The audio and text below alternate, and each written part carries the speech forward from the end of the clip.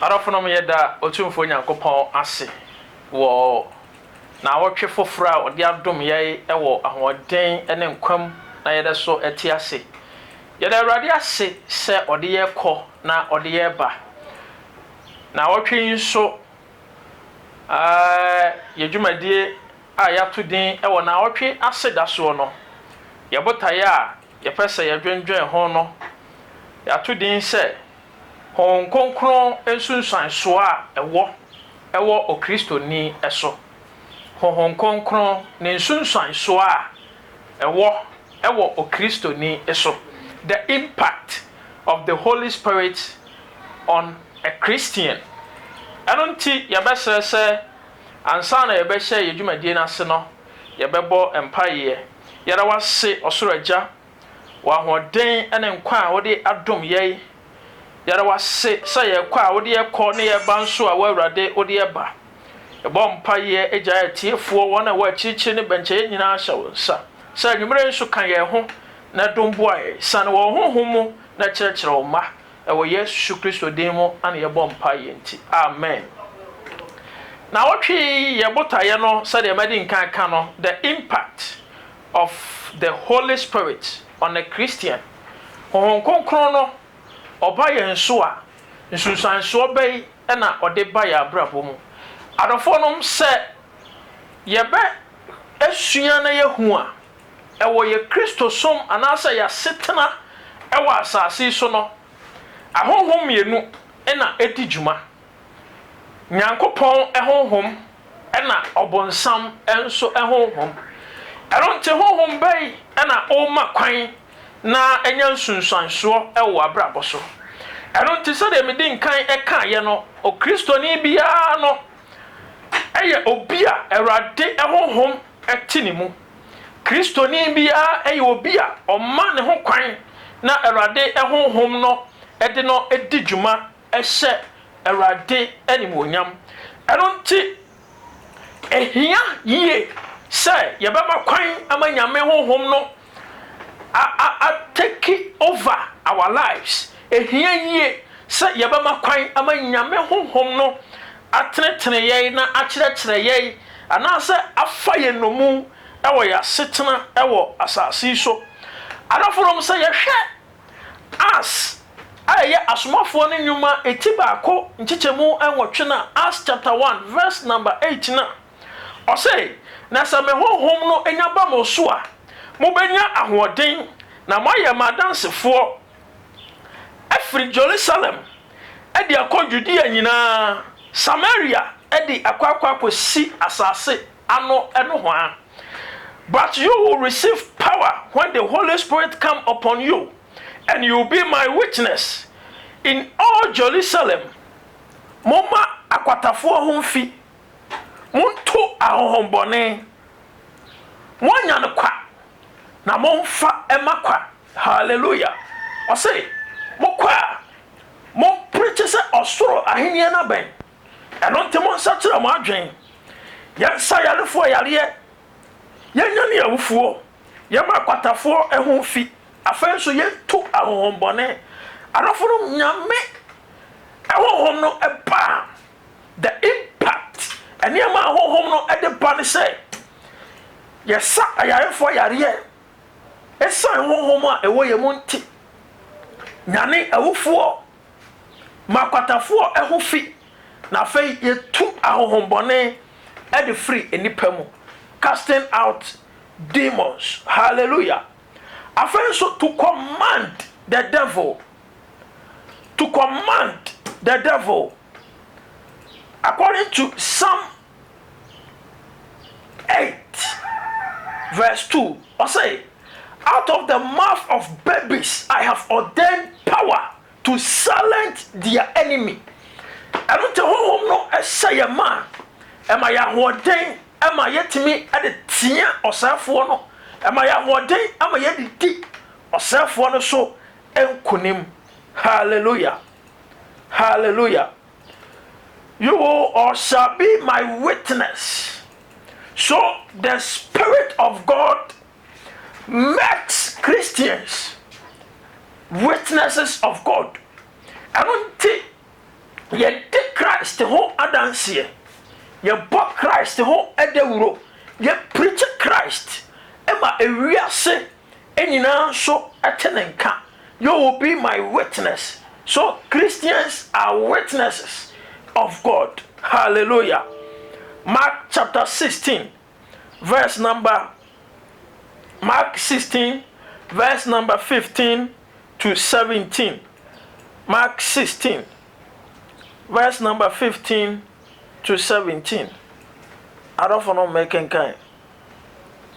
Or say, and he said unto them, go ye into all the world and preach the gospel to every creature.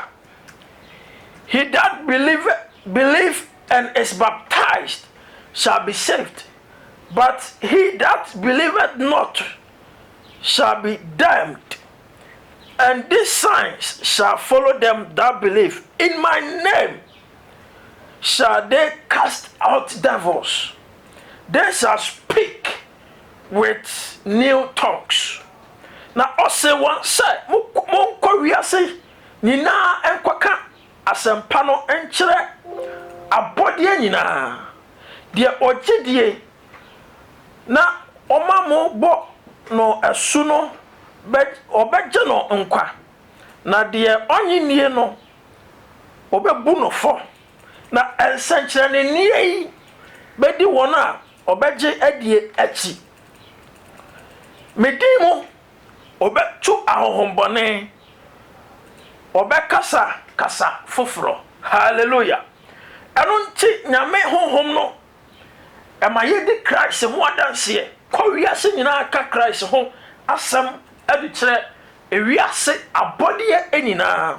Na afei na hoɔden no ama nsɛnkyerɛnne adi akyire ɛsan sɛ yɛgye Christ asɛm edi enti ana yɛgye Christ edi enti. Adafo Bible ɛma me no mienu ɛte aseɛ sɛ ɔsɛ baabi a nyame ɛhohom wɔ no na fa ahodie ɛwɔ hɔ. So we also liberate people from condemnation. We liberate people from bondage according to 2 Corinthians 3 verse number 17. Also, where there is the Spirit of God, there is the liberty. Baby nyame ehonhom wo no na fa ahodie enso ewo ho. Enti nyame honhom no nso anso a ede bɔ yɛn so bi ne sɛ eyi yɛn efiri empokyere mu ema yɛyi nipa efiri nkwaso mu ema yɛyi nipa efiri wɔ haw mu ema nipa efiri tebia wɔ wɔ mu anye mu eba tebia ɔno Christ epese yekomu emo. Hallelujah. Where there is the Spirit of God, there is liberty. I don't know. Afraid or say you receive the Holy Spirit to live a spirit-filled life. And until sa honhom no eba, the impact a honhom no edeba ya abrabom ni say, ema yebo abraba honhom no ena ema ye abo. And until according to Romans 8 verse number 9 to 16, say nyame honhom no eba ye nso a ema yebo abraba honhom ahyema. Hallelujah. Therefore Jesus required from all Christians to live a spirit-filled life. Hallelujah. Hallelujah. Again, the Spirit of God revealed all things. The Spirit of God revealed all things. Nyame ahohom no insunsanso a ede ba ya brabo mu ebi ene se ema ye ehu anasa hohom no eda niema enina adi ede ekire ye. 1 Corinthians 2 verse number 2 to 4, and I read, and my speech and my preaching was not with enticing words of man's wisdom, but in demonstration of the Holy Spirit of power, that your faith should not stand in the wisdom of men, but in the power of God. Hallelujah. I don't know, my kind free 2 no MSC 4 no. I say, for I determined not to know anything among you save Jesus Christ and him crucified. And I was with you in weakness and in fear and in much trembling. And my speech and my preaching was not with enticing words of men, of man's wisdom, but in demonstration of the Spirit and of power. Hallelujah. I say, no. Na me bo me trimu say, me hwehwe obi bia wo ho jese Kristo ne jese Kristo Yesu ne se obo no asenua mu na me de me ya me eya me hu ne ahompopo bebre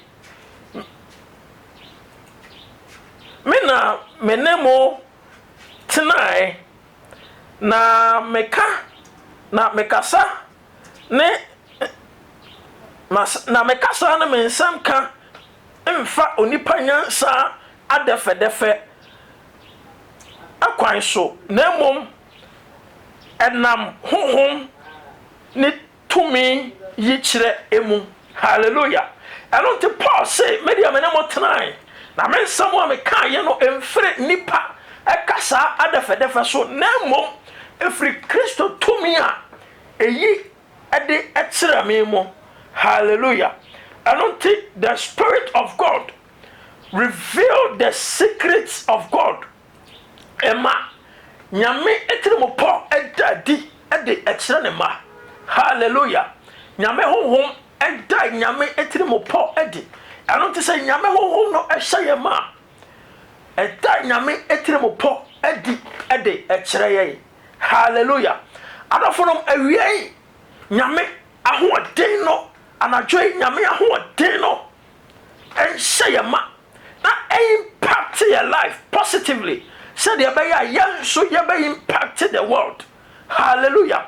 Nyame ahoden entra yen so na ema ye nante wo ahoden to me mo enko wiase emfa urade asem enkoma enipa nyina. Nyame ahoden enhye ye ma na yentimi enyi nipa emfiri empokyere mu. Nyame ahoden enhye ye ma na yentimi ensa nipa yare ewo honhom mo. Awie anumrai me shato abrabo so say yare bia ene wo di asie no by the power of the Holy Ghost. Yare bia emfiri wo nipa bia mu by the power of the Holy Ghost. To me bia e shawo so na ende wo so no anumrai emfiri wo mo emfiri wo nipa bia mu enko ewo ya Yesu Kristo de no. Nyame ahoden enhye wo ma. Nyame tomi ene wo ntena. Nyame bambo entoro so ewo Yesu Kristo de no. Nyame tomi enfa hodie enfa mra wo kra. Fa hodie enfa mra wo nipa bia. Ewo Yesu Kristo de mo nte. Amen. Adafonom yeda obibia ase se anwumre nso waje bre na wakan ye ho ewo ne dwumadie mu. Awurade enhyira wo pa na yempa ye ne se Awurade ebema ne honhom no atena ye mu. Eno nti nyame enhyira obibia anwumre se oje bre na ohwe yedwumadie yi. Nyame ema na ho oden ene ye ntena. Awurade mo ye ho ban. Awurade nhwe ye nso ye de fire ene ye fiba mu nyina onkan ye ho na onte nanim emfa nkyere ye. Amen. Adafonom yeda obibia se se da ne da moje bre na mohwe ye dwumadie wona omo subscribe to your YouTube channel no Awurade enhyira mo. Be se unsubscribe ya obesearch ye wo YouTube Awurade Akoa Samuel ochire nti na wa subscribe to your YouTube channel no na wa follow ye wo Facebook Awurade Akoa Samuel nti ochre na wa like your page no na wa share your dwumadi a yedi e wo ho se de be ya afoforo nso ebenya akwanya e wo your dwumadi enum awurade enhyira na omo ho ban wonhwe so na onte na nim nkyira wo na ofie nyina ha mede mo wura awurade mogya mu awurade mogya enya bambo emfa ntom so nyame nhyira obi bia e wo Yesu Kristo dem nti amen nyame boa dasenne yebesai eshia shalom bye bye